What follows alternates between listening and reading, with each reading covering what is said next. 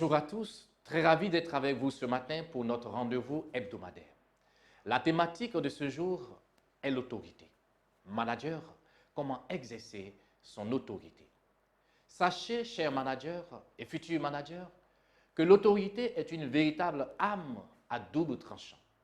Bien exercée, elle permet de tirer le meilleur d'une équipe ou d'atteindre des objectifs élevés.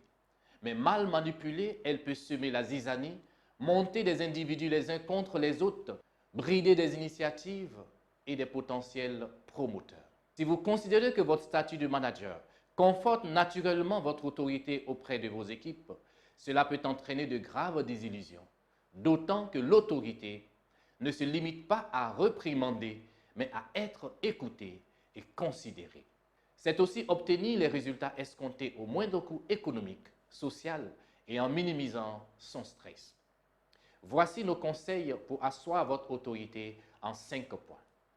En point 1, fixer les règles du jeu. Pour asseoir son autorité, la première chose à faire est de fixer des règles très claires dès le début. Il s'agit des limites à ne pas dépasser, ce qui est négociable ou pas. Les règles doivent être simples pour être crédibles.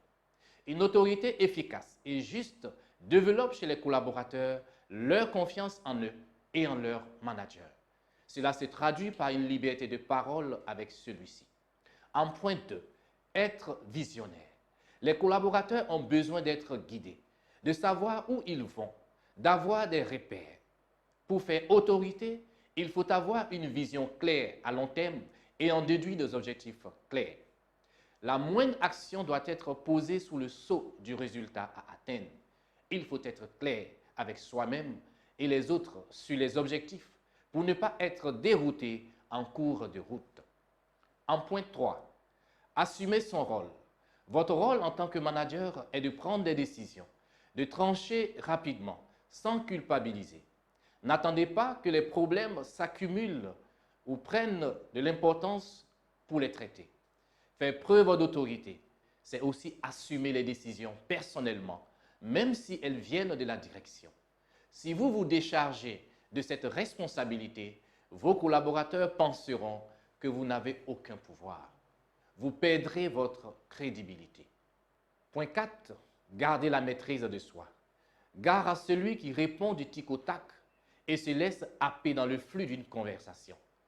Prenez au contraire quelques secondes pour réfléchir, récapituler la situation et répondre posément. Il en va ainsi pour formuler un reproche ou un compliment. Il est conseillé d'éviter la panique, ne pas répondre sur le vif, permet de prendre du pouvoir. La panique est propre à saper l'autorité. En point 5, être à l'écoute. Le respect des autres et de la diversité est déterminant. Vous travaillez avec une équipe qui est composée d'individus très différents parfois.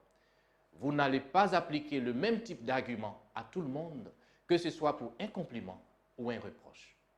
Être à l'écoute, c'est aussi faire preuve de flexibilité comportementale. Bref, être capable de changer de méthode lorsque la sienne ne marche pas et que la situation est sur le point de tourner court. Il faut prendre les choses autrement. Chers managers, certains comportements, lorsqu'ils sont répétitifs, observables par plusieurs personnes ou dans des contextes différents, indiquent que le manager n'est pas fait pour exercer une autorité. Nous pouvons citer l'insécurité personnelle, l'inhibition, l'intolérance à la frustration, l'intolérance à l'ambiguïté et à l'incertitude, l'incapacité à faire face à l'imprévu, la tendance à renoncer. Enfin, pour ne citer que cela. Chers managers et futurs managers, je ne peux que vous souhaiter, à partir de nos conseils, à réussir à asseoir votre autorité au sein de votre équipe ou de vos équipes.